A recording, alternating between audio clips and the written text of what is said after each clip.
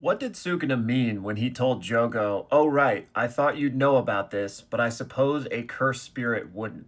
Let's talk about it. All right, so first of all, shout out to Yes for asking me this, and thank you for the support, man. And I ultimately think that the answer to this question is pretty uninteresting because it's just really straightforward. Now, back when this first happened, this was a really interesting mystery, right? Because at that time, we didn't know what the fire was. So, was Sukuna using his curse technique reversal? Was he using someone else's curse technique entirely? Like, what was going on, right? Maybe his comment to Jogo about, oh, a cursed spirit wouldn't understand was some sort of clue to help us piece this together, right?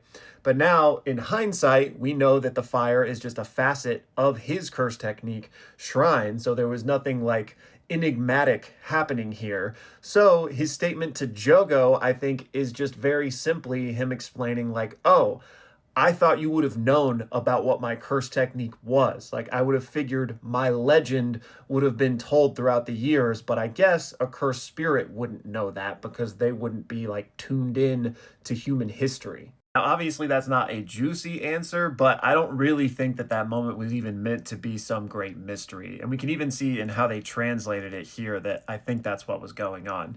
I thought your technique was severing and slashing. Oh, I thought it was well known, but I suppose you wouldn't know, cursed spirit. But another fun stance I have seen on this moment is that because Sukuna's technique revolves around the preparation and then cooking of food, the slashing and then the fire, that it could be that since cursed spirits don't eat, Jogo never made the association that fire would be a part of it. Actually, on this note, I recently put out a video where we talked about the cooking element behind Sukuna's curse technique.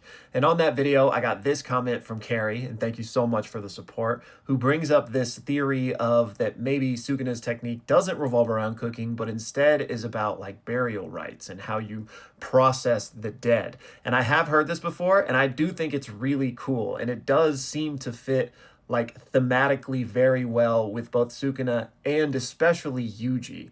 Now, for my money, I still lean toward the cooking idea just because I feel like there's so much about Sukuna that ties to cooking that it just makes more sense to me. But I've got no problem with this either because I think it's cool. And then finally on that video, I wanted to shout out Sabi as well, who sent in a comment. So thank you so much. And they mentioned that this finger doesn't look like one we've seen before because in that other video, we talked about the theory that what if this was one of Yuji's fingers as opposed to Sukuna's. Now, I still don't subscribe to that theory, but it is interesting. I would say that if this truly doesn't look like any of the other fingers, like I haven't gone back and looked at all of them, then that's probably just more a case of, Gege drawing it a little differently.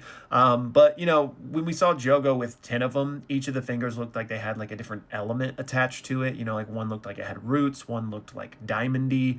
So this could just be like another part of that theme, like rocky or maybe even icy or something like that. But it does kind of look like hands and fingers. So I'll admit that's interesting.